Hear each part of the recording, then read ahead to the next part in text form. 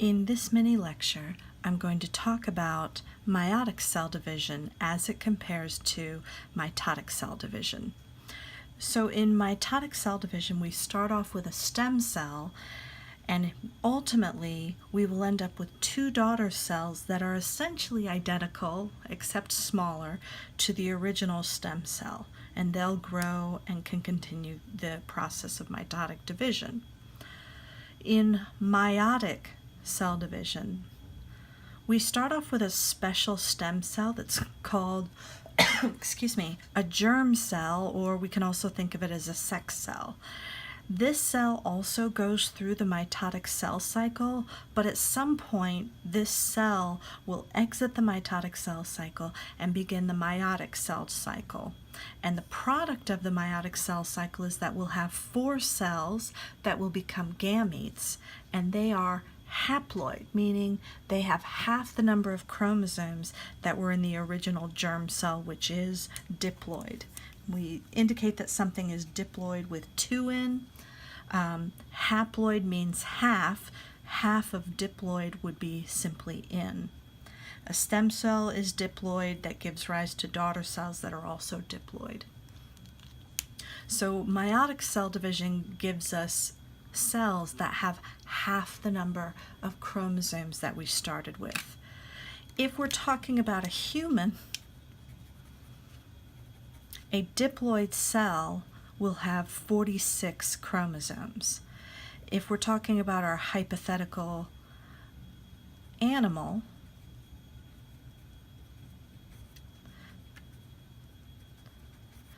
diploid means that we have 4 chromosomes.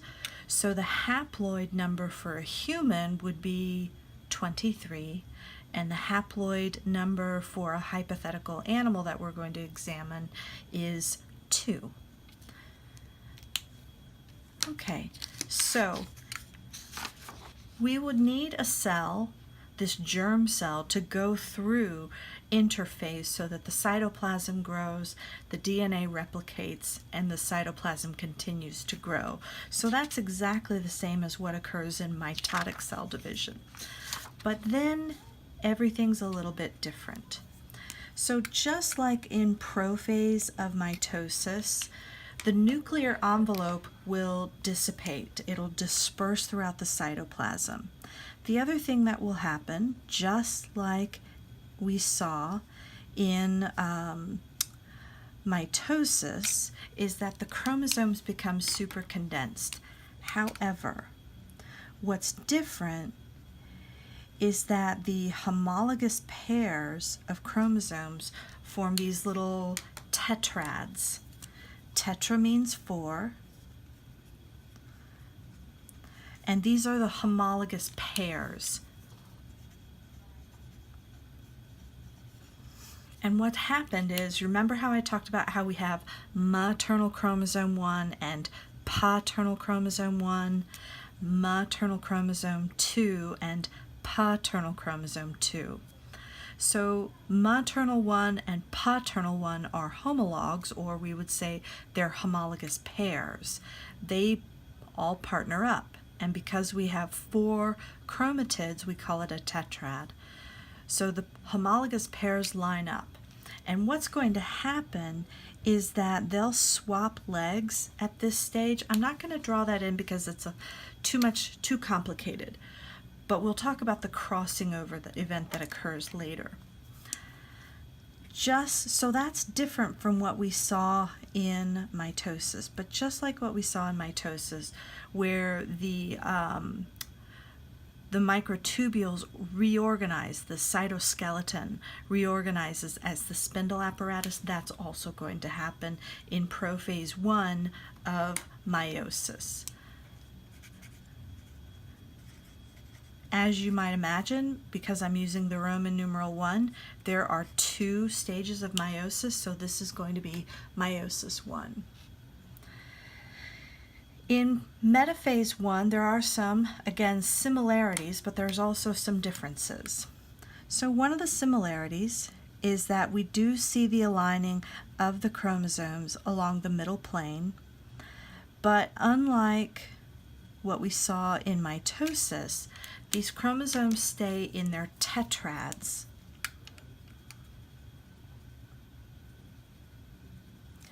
And it's totally random how they line up.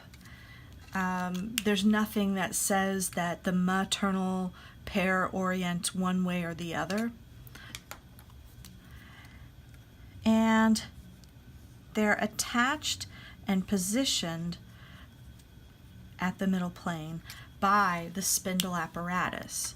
So in a way it's similar, but in a way it's different. We're seeing the homologous pairs line up rather than just the sister chromatids line up.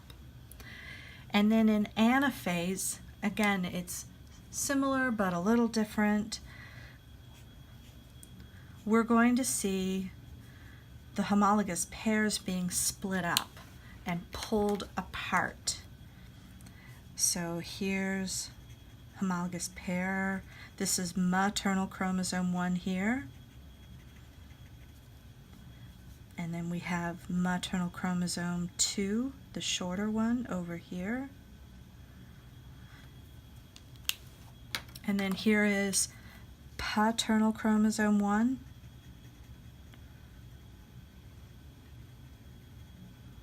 And so you can see the sister chromatids stay together, but the homologous pairs are being separated.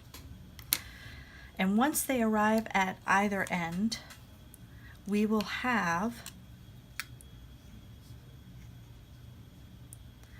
the sister chromatids with each other, but do you see that the homologous pairs have been pulled apart? So here's maternal chromosome 1 and paternal chromosome 2. We don't bother with reforming of the nuclear envelope.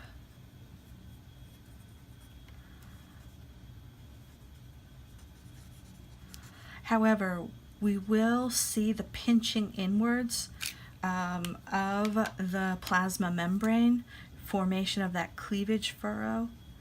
So we will see cytokinesis, and that's going to be organized by the spindle apparatus that has disappeared or dispersed and reorganized as that cleavage furrow. And we'll end up with 2 daughter cells. These 2 cells are haploid. There are only 2 chromosomes in this incredibly mythical, very, very simplistic animal. Whoa, let me try that again. 2 chromosomes. But do you see that there are 4 chromatids? Up here, we have 4 chromosomes and 8 chromatids. We split up the homologous pairs, and now we have 2 haploid cells. And we are ready for meiosis II.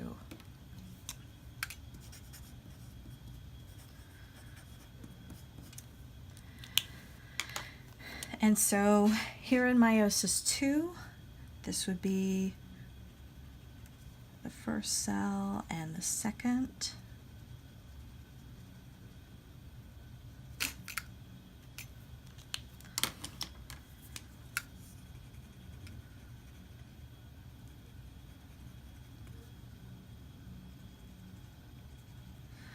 We don't have to worry about dispersing the nuclear envelope because we didn't reform it. However, and the chromosomes are already super condensed, but we will see the reorganization of the spindle apparatus. And so that's occurring in prophase 2. In metaphase 2, we will see the alignment of the sister chromatids along the middle plane of each of our cells.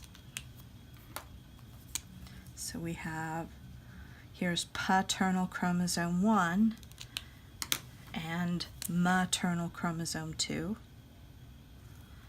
and then maternal chromosome 1 and paternal chromosome 2.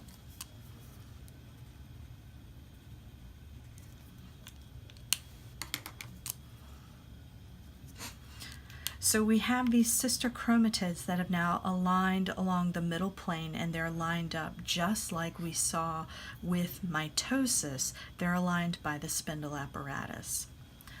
In anaphase 2, the sister chromatids are going to be pulled apart by the spindle apparatus, which disassembles, and as it disassembles, it becomes shorter and pulls the chromatids apart.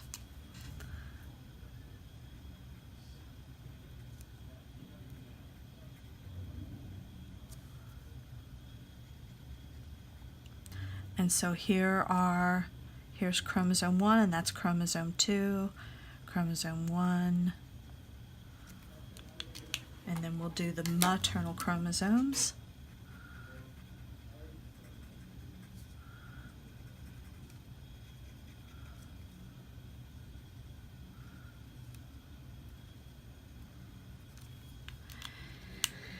And then when these sister chromatids get fully pulled apart into the opposite ends of the cell, they will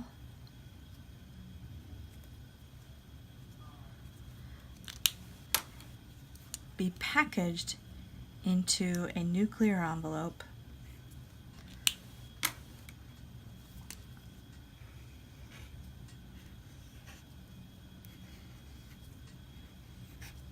and we'll end up with 4 separate daughter cells. So this cleavage furrow will continue to pinch inwards, and the cleavage furrow is being created by the microtubules that have reorganized along the middle plane. So we'll end up with 4 cells that are haploid at the end of meiosis 2. And so these cells will then become gametes.